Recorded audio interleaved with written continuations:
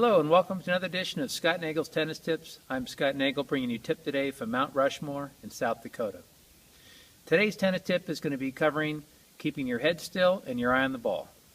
Great tennis advice has often included keeping your eye on the ball and keeping your head still through the contact.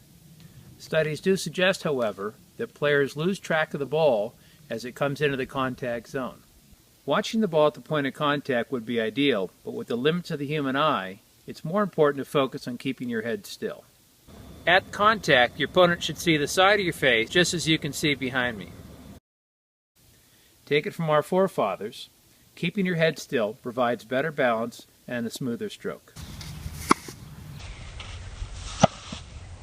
Being outcome focused can lead to turning the head too soon to see where your intended target is rather than keeping your head still throughout the contact.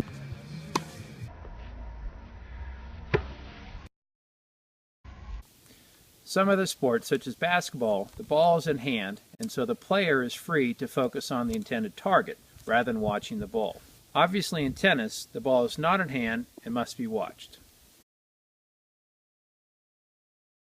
In tennis, the target is the ball, and how we hit the ball determines its direction and ultimate destination.